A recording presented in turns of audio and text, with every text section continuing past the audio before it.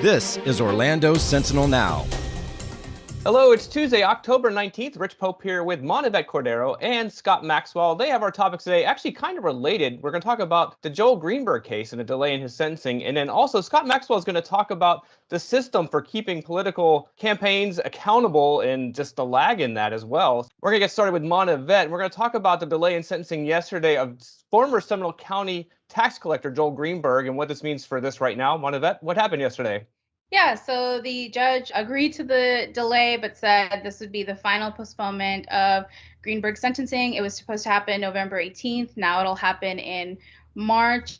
And the reason that prosecutors and the defense attorney gave for the postponement was basically to give Greenberg more time to talk to prosecutors about the investigations that they have going on.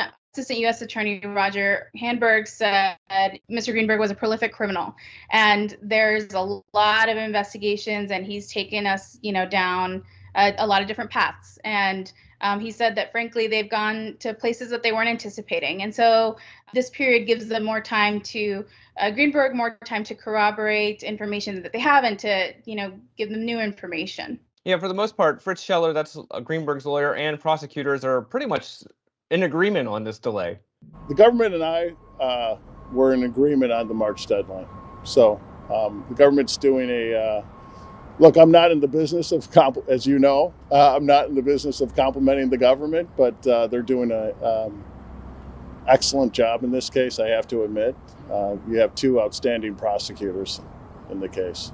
And part of the reason for Greenberg is, his defense attorney said, this is part of the mitigation that the judge will have to know during sentencing. They want Greenberg to have helped the government as much as he can, and for the judge to consider that in handing down his sentence. As you know, he faces a minimum of 12 years in federal prison, but prosecutors have indicated that they'll recommend a lesser sentence if he provides substantial assistance. Yeah, do we have any indication? I know it's hard to even say, but what that lesser sentence could be? Is there any kind of idea yet? I don't think there's any kind of idea yet on what it could be. It really depends on, what the assistance looks like. And at this point, we don't really know. We know that they've have a lot of investigations going on. We don't know who exactly they're picking up next. When I asked Handberg, are there any indictments coming anytime soon? He said no comment. He didn't want to talk about that. So at this point, we're a little unclear, but we know that they are looking into Greenberg's associates, and that includes his friend, U.S. Representative Matt Gaetz. And authorities have been looking into whether Gaetz paid for sex with a 17-year-old girl who Greenberg had confessed to trafficking, but Gaetz has adamantly denied any wrongdoing. Yeah, a lot of questions still to be answered, but one thing we do know, the judge pretty much said this is the last delay. Yeah, he said this is it. This is the deadline. I'm not giving you any more time, so this is the time now for Greenberg to talk. Right. All right. Well, good information there from Monavet. You can read her story right now on OrlandoSentinel.com and keep up to date on further developments in this case on OrlandoSentinel.com as well. All right, moving forward here to Scott Maxwell. So, Scott, this is somewhat related. Obviously, a different campaign that happened here last year, but it has to do with the system for holding politicians accountable. And you say there's a real lag, and there needs to be something done as far as getting voters' information not too late. Yeah, so this involves former County Commissioner Betsy Vanderlei. And as you mentioned, last year during the campaign, the Orlando Sentinel got hold of a number of documents, reporter Jason Garcia and I to some extent as well. And some of the things we found out was that Betsy Vanderlei was on the payroll of an engineering firm while voting as a county commissioner to steer money to that engineering firm. And she wasn't disclosing all of the income the way state law requires. So flash forward to this week, the State Elections Commission, based on that information that we revealed, found probable cause, which basically means they sort of think it's likely that she did what she was accused of. Well, fat lot of good that does voters now.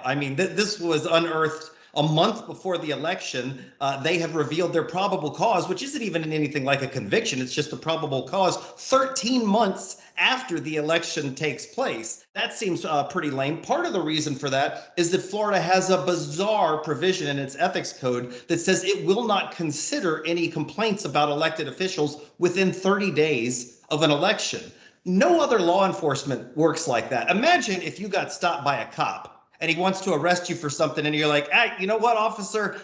I really wish you could arrest me for speeding or stealing or whatever, but I got a big job interview in less than 30 days, and law says you cannot arrest me, so you're just going to have to put that on the back burner. That makes no sense, but even worse, even when these probable cause verdicts are upheld, the punishment is pretty latent.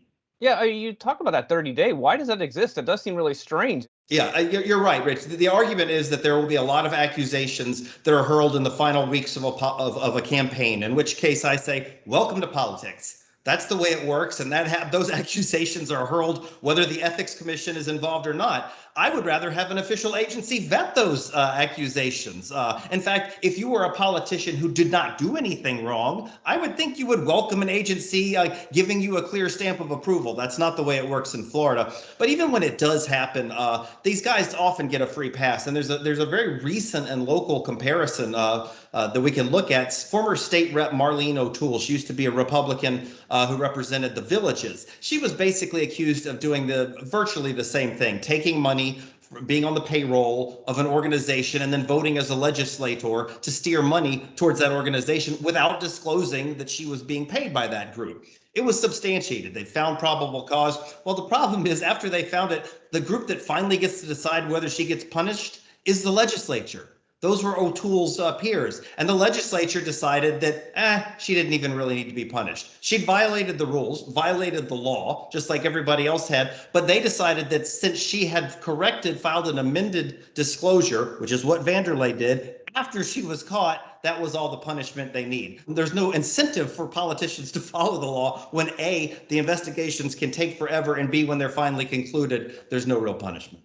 Yeah, Scott, a lot of gray clouds here. You got to give me some kind of silver lining to cling to. Like, what can we do, really? Yes, that is true, because I fashion myself as a happy, optimistic person sometimes, Rich, and I'm going to try to be. And here's the optimism. Voters have control. In this case, voters did not need to wait for the Ethics Commission to rule on Betsy Vanderlei. They said, wait a minute, she's taking money and hiding it from an organization and casting a vote to give that engineering firm $100,000. By the way, we also found that her office, I found when I tracked down her address, was stashed inside that engineering office, which hadn't been disclosed either. Voters didn't need to wait for that conclusion. They voted her out of office, which was it was probably the biggest upset in Central Florida last year, because she was a heavy favorite incumbent, funded by the business community, by the theme parks. Nicole Wilson was not funded, and Nicole Wilson not only beat her, she trounced her. So I will say the good news is there's power in the voters, and here's a self-plug. There's power in paying attention to media and watchdogs, because I'll be honest with you, nobody else was watching this stuff. It took a newspaper unearthing it, both in Representative Marlene O'Toole's case and in this Betsy Vanderlei case. So the encouragement is there are watchdogs out there. There's also some citizen watchdog groups. We need to pay attention to them, and citizens need to act at the polls. All right, good stuff from Scott Maxwell. You can read his column shortly. It's coming up later this afternoon on OrlandoSentinel.com. Keep an eye out for that. But that's all our topics for today. Appreciate you being with us. We're going to push pause for tomorrow, but want to point out, if you support our local journalism on OrlandoSentinel.com, it is much appreciated. And as Scott pointed out, work that really does need to be done. Appreciate that. But we're going to go ahead and push pause till tomorrow. Until next time, I'm Rich, Scott, and Monavet. Everyone have a great day. We'll see you soon. Watch Orlando Sentinel Now live every weekday at noon on our Facebook page and on OrlandoSentinel.com.